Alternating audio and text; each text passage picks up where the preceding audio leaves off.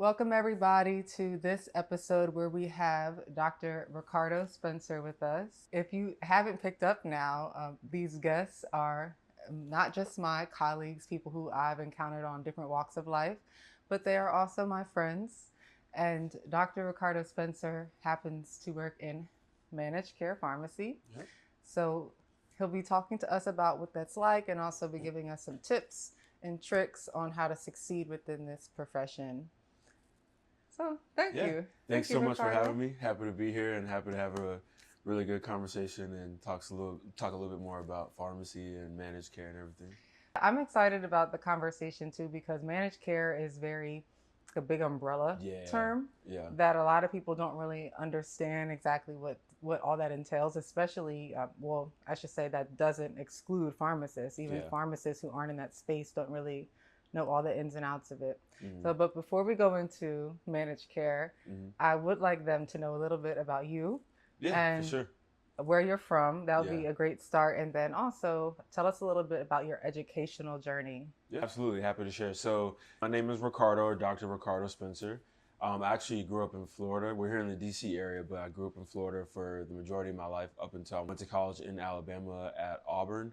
I stayed there for both undergrad and pharmacy school.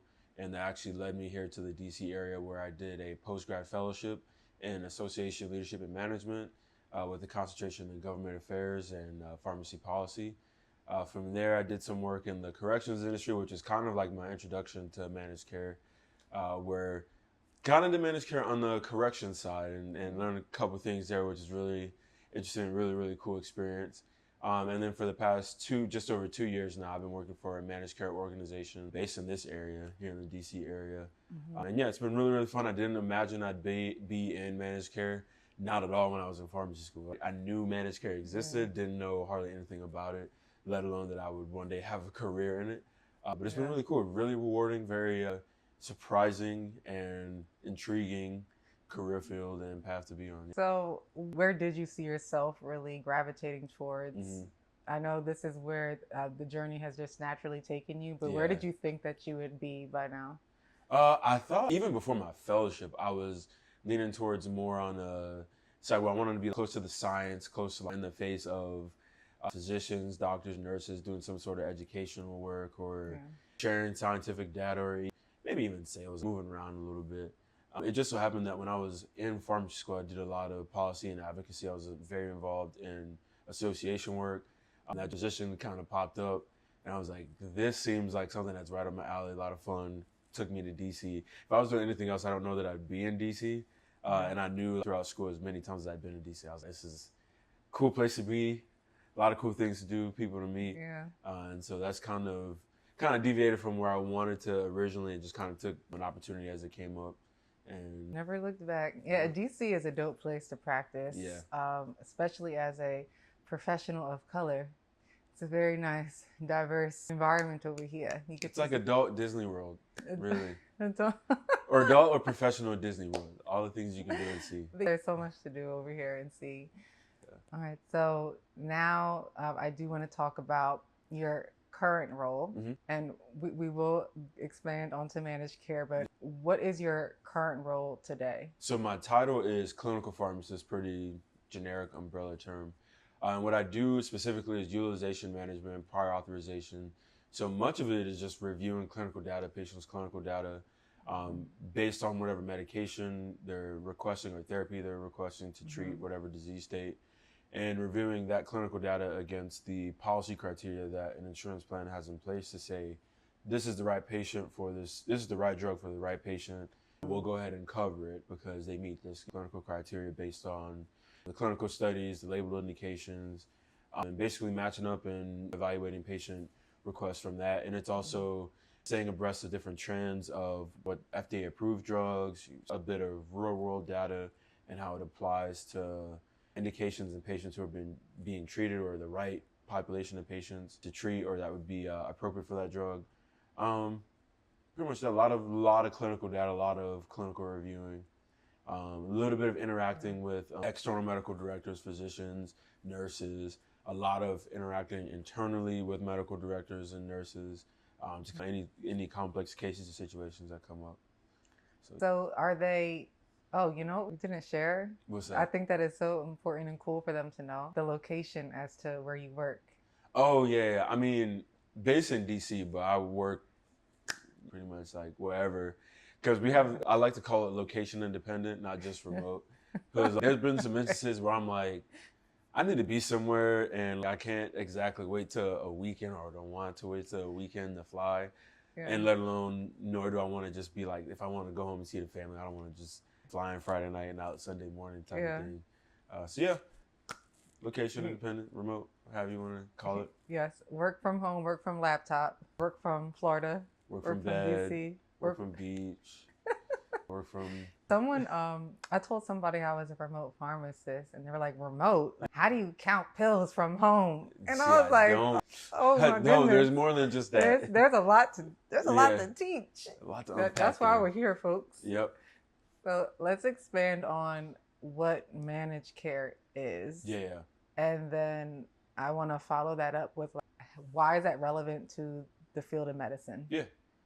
So let's start with the first question. Yeah. What is managed care? So I think of managed care, if the healthcare system is like a hand, you got patients, providers, their providers are go to pharmacies, insurance companies, PBMs that manage the different benefits. Managed care is like a crossroads, like a palm, the middle part of all those that brings them all together.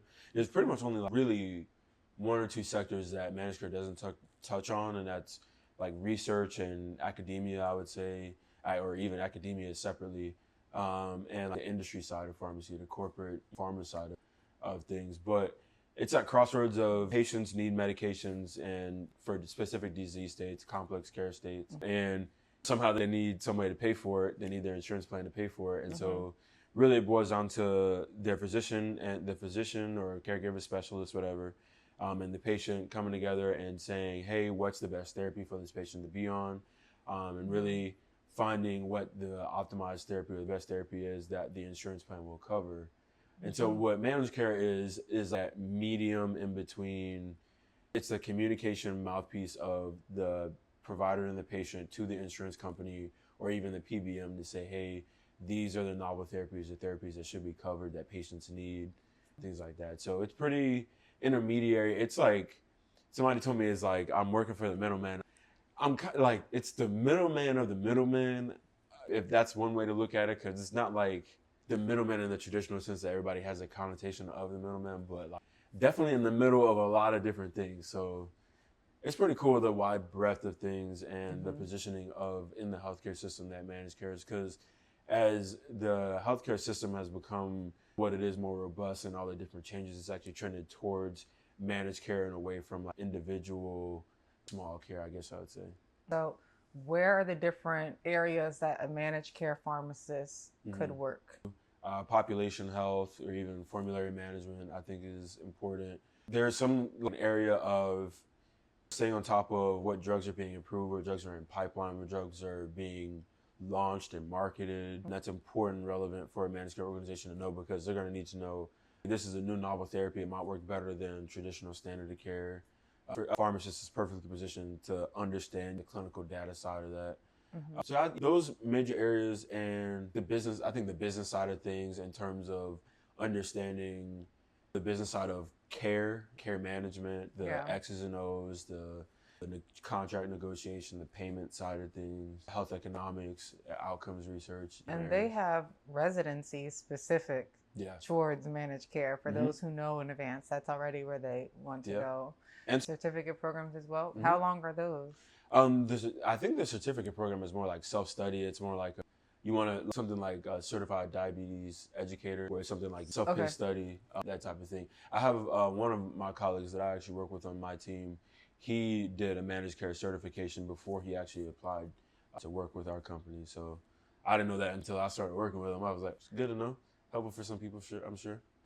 So you didn't have a residency in managed care, but you had the experience of prior authorization, which you're getting at. Yeah. So you are the person who is, if it's not on the formulary and they're trying to order the medication, there's an issue, and it bounces back, and the patient is told your medication is not covered. You'll have to pay full price, and the doctors have to submit a prior authorization into the insurance company? Kind of. It's not necessarily that it might not be covered or non-formulary. Most of the time, there's certain criteria for this med that Yes. the patient may or may not meet. There's certain drugs that are just not formulary, but for whatever reason, cost effectiveness. Yeah. Most of the time, it boils down to cost and rebates, what they can negotiate between the manufacturer and the PBM and the insurance company. But yeah, I didn't mean to cut you off. No, I'm glad that you corrected me. I need to be careful with the way I'm phrasing things so I don't mislead people in the phrasing. So thank you for clarifying that. So what type of medications are typically required of a prior authorization? A lot of them are, for instance, high cost. Those are always the number one things that are going to require some sort of authorization because insurance plans are cost sharing plans. That's where premiums come from. And if there's a lot of really high cost drugs that an insurance plan has to pay for, the money has to come from somewhere for the insurance plan to pay for it. That comes from premiums. So it's definitely high cost drugs, complex drugs, so a lot for autoimmune diseases, psychiatric disorders, injectables, a lot of injectables, whether they're IV, sub-Q, IM, injectable drugs, or high cost oral drugs, or drugs that require a lot of monitoring, or that are for a specialized patient population. Orphan drugs especially. Orphan drugs especially because those are only targeted to a very, very specific group of people. And basically complex meds, or even if it's something that's simple, but it could boil down to something that's simple, but could come down to a cost thing, a cost effectiveness thing for the patient, for the plan. So yeah, a wide variety of drugs and pretty much almost, I think in my job in the past 2 years, I really think I've seen just about every single disease state, even some gene therapy. I've seen some gene therapy drugs come through. It's really, really interesting. So you're responsible for knowing and you kind of hinted at this in the beginning, you're responsible for knowing what's dropping in the market. Yeah, staying on top of, especially because the way things are going, a lot of new and novel therapies to either some have come out to treat different conditions better, as we've seen with the GLP-1s, they treat diabetes very effectively. And just staying on top of new and groundbreaking drugs. So it's an interesting thing about healthcare that I really didn't pay attention to until I would see a drug commercial and be like, oh, okay, a new drug, wonder what that's for. And now, even before a commercial comes, that's just knowing, oh, this is a new drug that's coming out that patients are probably going to want and need. So you also have a touch point with the decision making for the formulary as well. Yeah. So let's talk about that. What were just pharmacy and therapeutics? Oh yeah, P&T, yeah. P&T. What exactly is P&T and what is your role within P&T? So P&T is like our committee where we come together to talk about the newest drugs that have been released, new indications, updates to drugs that are already on the market. A lot of times it's, for instance, a drug was approved to treat adults with a certain condition. An update might come out that now it's approved in pediatric patients or adolescent patients, which opens up a whole different market and basket of patients that cannot be treated with a certain drug. Different formulations that have come out, and yeah, different drugs that are that have hit the market, that are on the way to the market, specifically drugs that are likely that the plan would have to consider coverage for down the road. So what's going into the decision-making process when you're looking up a new medication? You're doing the research and you have to bring it to the committee and make a recommendation whether to add it with a prior authorization in different lines of businesses. What does that thought process entail? First and foremost, it's what do the studies say, the clinical trials behind the drugs. What does that look like? Is it support that this drug is effective, which likely if it has approval, it's effective to some degree, but compared to what's already on the market as a standard of care, what's already being used, what's already covered and favored or even cheaper on the market, comparing that. But ultimately, first and foremost, it starts with effectiveness. How effective is it from placebo, one, and compared to two, what's already out there and being used and treated. And then the next part is looking at a cost comparison. And so how does whatever drug we're talking about in P&T, what does the cost of that drug look like on a monthly or even annual basis? And how does that compare to what's already on the formulary that the plan has? Is it cheaper? Is it more expensive? If it is more expensive, does the increased cost does the effectiveness justify the increased cost? Right. Or that even just having way less side effects than That the definitely current their standard of care has. Right, because a lot of side effects can lead to a lot of increased costs in care and other things that are a requirement. Like, for instance, if somebody has a severe allergic reaction, has to go to a hospital for some thousands extra dollars there. And then on top of that, more and more importantly, like an inconvenience to the patient. And then cost effectiveness and how that plays a role. And so it's a couple of 7 different factors: efficacy and cost effectiveness, safety monitoring, and things like that.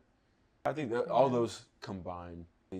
So the different skill sets I'm hearing that get incorporated is clinical knowledge. Definitely. So you're still using, even though you're not in a clinic or a hospital, you're still utilizing clinical judgment, which means you have to still understand how to read and interpret literature. Absolutely, definitely. And biostats. Yeah, you really got to know that, because if you don't understand biostats, you can't really make or justify a recommendation that you can make for a drug. Because even the studies or the companies that put the studies out, they can, use that verbiage, twist the data a little bit, do some composite endpoints, and drive an outcome to be statistically significant.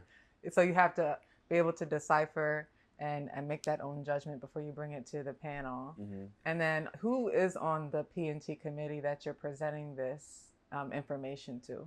So first and foremost, it's our team, the team of pharmacists that are already, on the utilization management team, but it's also our medical directors, all of whom are board certified in some different area, endocrinology, dermatology, psych, depends on but they're board specialists, and a lot of actually external partners. So representatives from different health plans that we're contracted with. So they know, hey, these are the drugs that are potentially going to be covered by our insurance plan or that they're looking at, and anything in that capacity. I believe some nurse members on the team as well. I'm trying to rack my brain and think of who, but I believe that there are. But for the majority of the people that are on these P&T calls is pharmacists and physicians of different specialties. Even the very rare medications, the specialists, you have to do your research. Oh my God, because they'll ask you something. They'll come back with a very specific question that's very niche specific. Right.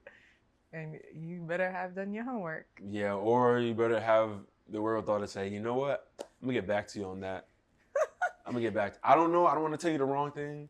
I just want to be absolutely sure, so I'm going to get back to you on that. You know what? That's a great question. Let me take some time to look into that. I just want to be absolutely sure. I'm going to just do a little bit more research. I'm going to send you an email. I appreciate that if they even read it. I know, if they even remember that they asked that question. Right.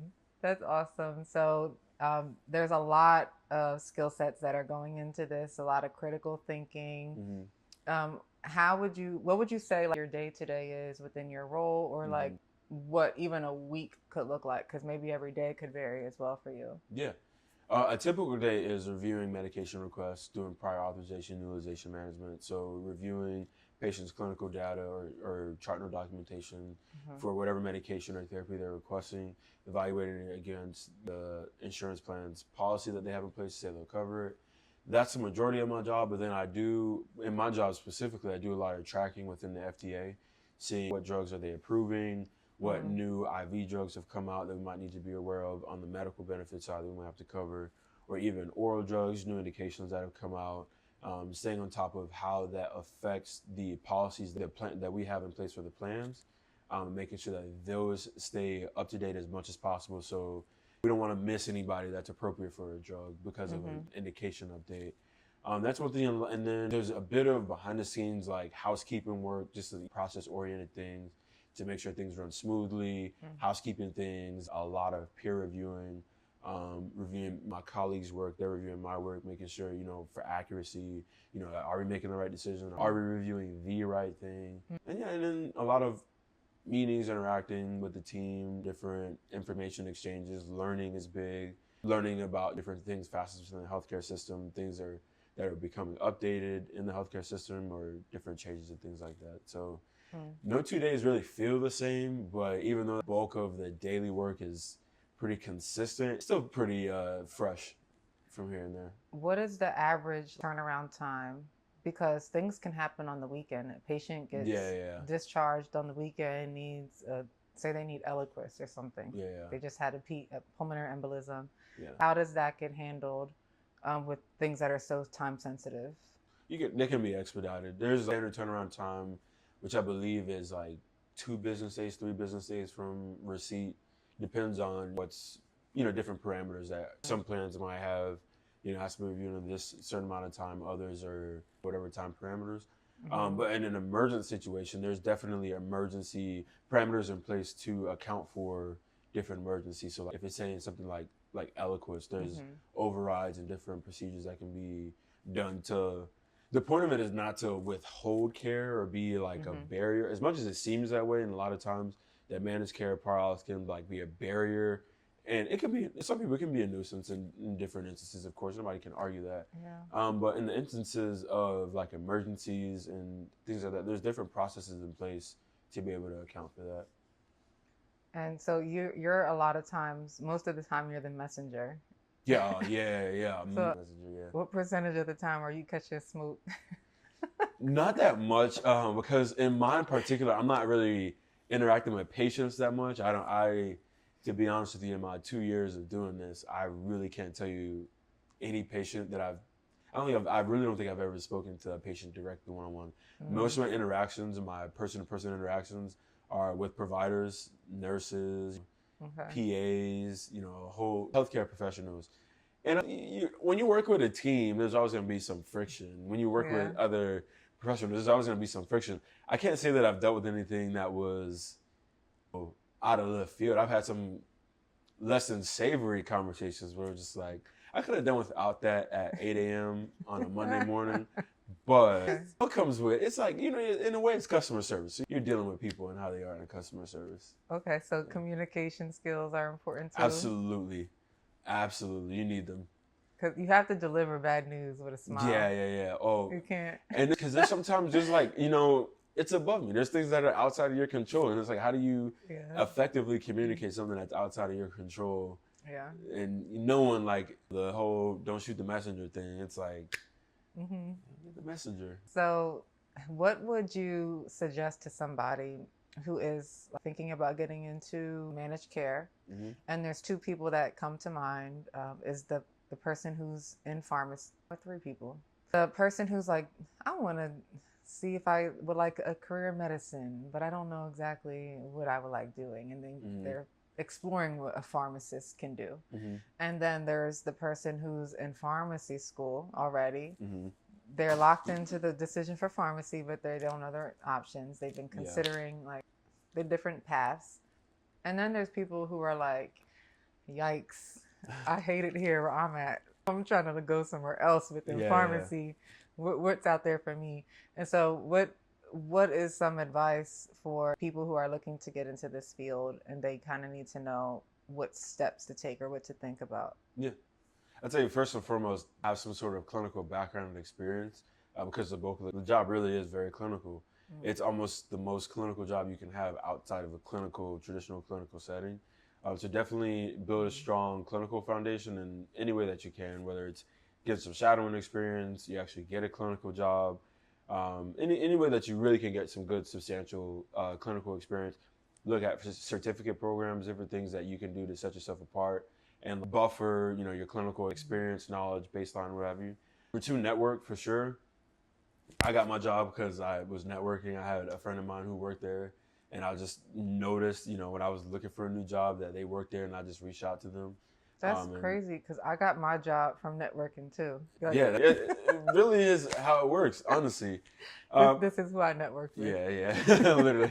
But also, job opportunities are always popping up, coming and going, especially in the healthcare sector, in the pharmacy space. So networking, and especially if you can find somebody that, even if they're not in a position where they can get you where you want to go, if they know somebody that knows somebody, because everybody's like, that's what I'm saying, everybody's like 6 degrees of separation or something like that. But networking, working on communication, people skills, organization, those skills those are evergreen skills that'll carry on and help you in any setting that you go on. But clinical skills, networking, being organized, knowing what you want, why you want it, I guess having a goal in mind for what you want out of your career, or knowing, at least having an idea. You don't necessarily have to know, I know I want to do this sort of career path and job, but at least knowing an idea of where you want to go and how going down this route would play into that pursuit and that journey of whatever goal it is or dream that it is that you have.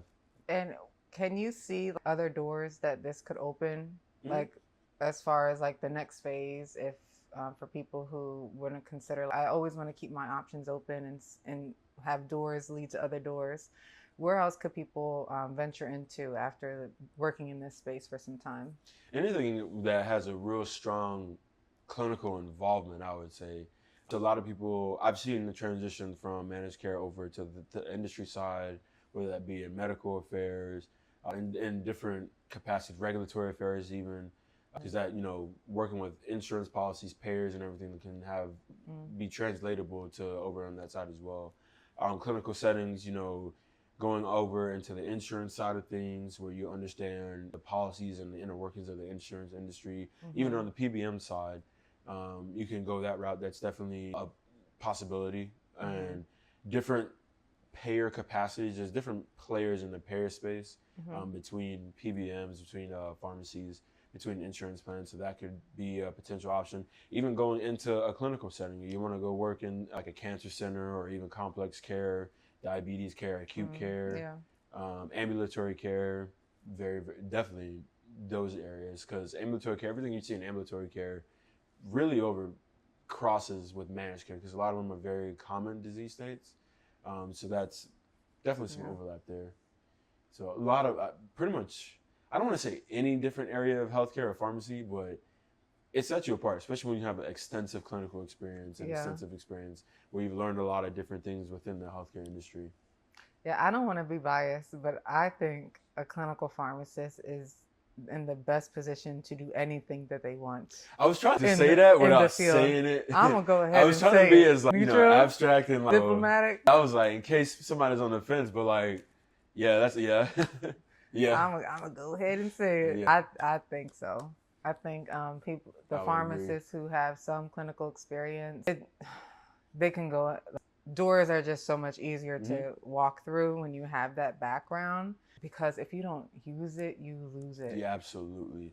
It is so hard to go back and get that information.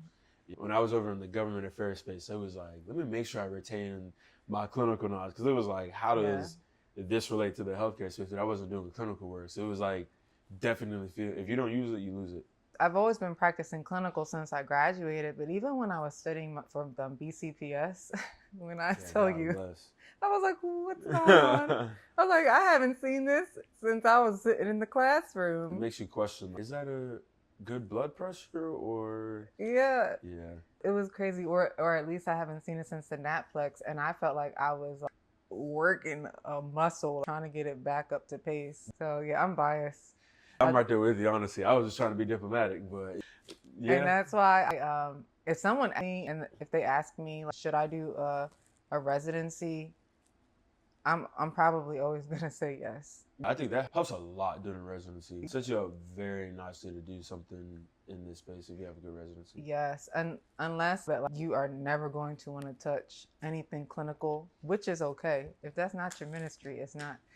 But if you want to keep everything open, at least for opportunity, get you a 1-year clinical residency. Don't be set, my friend. Get a nice little clinical, let me not say nice little, get a nice clinical job, working in a clinic, working inpatient setting, real hands-on, good clinical work, set you up very, very nicely. I can't wait to have some industry people here, and when they talk about their experience, because I want to see what if they have a bias towards it as well. It's a very interesting world. So I feel like in managed care, that's like one area that we don't really, really touch. Really on the PBM side is really where you get into working with the industry side. Being so far removed from it makes me like very curious. Like, what is it like on that side of the world? And what's the perspective of and on the healthcare system from that side of the tracks? That's a good way to put it. That side of the tracks. That side of the tracks. So you mentioned we mentioned there's a managed care residency. We mentioned that there's Mm-hmm. certifications, and then you gave them the advice of shadowing opportunities. And are there internships within managed care? I believe that there are, because we've had students that were on rotation, that came on rotation with us. I believe that they're common, they're out there. I just haven't, I'm gonna be honest, I didn't know to look for them until I Yeah, worked in I'm managed just care. Yeah. curious because I don't know.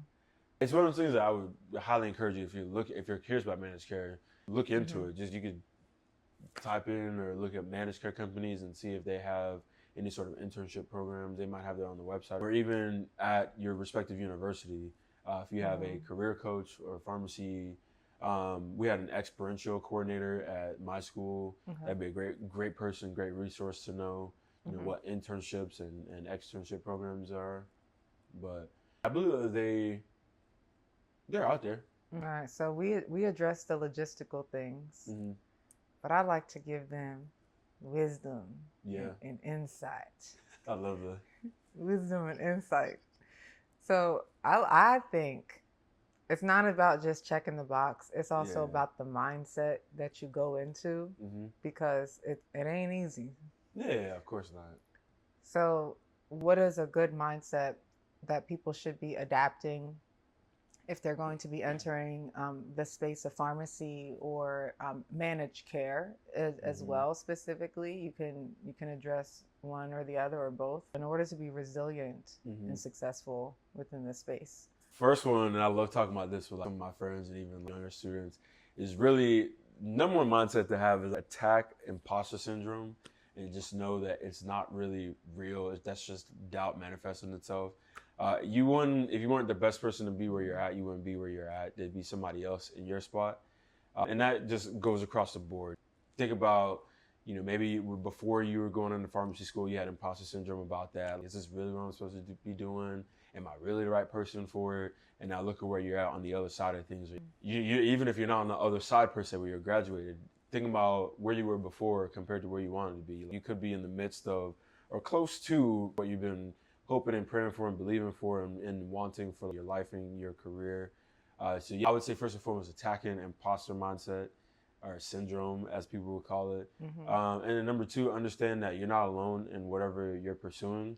And there's a lot of power in having like-minded people that are around you, people that are, like you, think like you, support you, want to see your best success, but people that are also pursuing their own dreams and goals and everything like that. Because iron sharpens iron, and the only way to stay warm is to get around the flame. You don't stay warm outside Ooh, did yeah. we just drop a quote? Yeah, yeah. Like real talk though. And staying informed, like, staying on top of things and knowing how they affect what you do, what you want to do, what you're going to do. That just goes across the board. Staying informed on what's going on in the world, what's going on in healthcare, what's going on in your sphere of interest and influence. Staying on top of those things. And then knowing what you want, why you want it, will carry you in any sort of, whether it's your professional endeavors, personal endeavors, anything outside of that, knowing what you want, why you want it. And the universe will conspire and make it all happen. And stay grounded, take care of yourself, really take care of yourself. People underestimate the power that is in affirmations and taking really control of your thoughts and your actions and your habits and just not being like, don't just be like a log floating through life. Don't just let life happen to you, or else you'll be sitting up one day like, what happened? Yeah. Life happened. How should we do life? Should we like put it in a headlock and be like, you finna get this work, like you finna do what I say? Maybe, I mean, maybe life may not need a headlock. Maybe some people's life you need to put it in a headlock. When things get out of control, life is kind of smack you up a little bit. You might Yeah. need to put it in a headlock. Other times it may not even be that deep. It might just be like, hey, I just really need to adjust my thinking, adjust my perspective and my mindset, and even the environment that I'm around, the people that I'm around, the things that I'm doing with my downtime. If you're like, I noticed this, especially hanging around a lot of married people with kids. As single people with no kids, we take for granted the time that we have and like the idleness that is in what we don't have to worry about. So that's a lot. It gives a lot of room for I was listening to this talk somebody said, and They're like, don't think if you're not putting anything in your mind, anything positive or whatever, that your mind's not growing. Because if you think about it, like, if you have a garden outside and you don't water it, weeds will grow in it and it'll ruin it. So like you gotta give, nourishment, what's important. If you don't fill it with something, something else is gonna take occupancy. There's a saying, if you don't control, you're talking on the money side, if you don't control your money, your money's gonna control you. Same thing with your time, same thing with your thoughts and your habits. And your actions. I didn't know you was about to just go in like that. Hey, he just asked a question. I know, but just you like, just they might have to like rewind it and pause and write down the bullet points. I hope it helped. I said at least one thing to help somebody. You just gave them like 6 or 7. I'm only sharing what I was given. I can only share what I was given, what was imparted unto me. Sheesh. That's my duty as a friend, I would say. All wise words. Thank you. All wise words, man. Yeah. The imposter syndrome thing is so real. Yeah. And it really, although you have to recognize that it's there. Yeah, for sure. Like, number one. And then number 2, it may never go away, but you can become the master of it versus it becoming the master of you. Exactly. You could dilute it. It may not be like you remove it, but you could certainly dilute it. Right. But in having, and I think you said being humble. Oh, I didn't say that. But that's important too. You didn't? I thought I heard it. I didn't, but I guess it was like layered in there without the exact verbiage. I thought it slipped through somewhere because I think there's a healthy component to imposter syndrome that we can maybe lean into a little bit is that humbleness. That because imposter syndrome, what it does really, for not everybody, but for most people, it makes you work. It makes you double down. It adds like a fight or flight emergency kind of. Yes. Now when it's not controlled well, you will burn yourself out. You will never think you're good enough or that you belong in the room. But if you don't have some element of like, do I know everything that I'm talking about? Should I spend more time looking into this? Or I'm not the best in the room, so let me go back to the books. Like people will quickly surpass you. The minute you think you know everything, people are gonna just your time is up, bucko. So that is like something that I try to lean into, the healthy side of the imposter syndrome that I still go through. Being humble in it and admitting what you don't know keeps you sharper because you're the one who's going back continuously to keep learning and keep growing. Yeah, absolutely. Yes. I agree with all the above. All right. Well, thank you so much. Thank you so much. This was very helpful. I learned things today. Me too. And I hope that you guys learned as well. And Dr. Ricardo Spencer, everybody. Thanks for watching. Stay tuned in for the next one.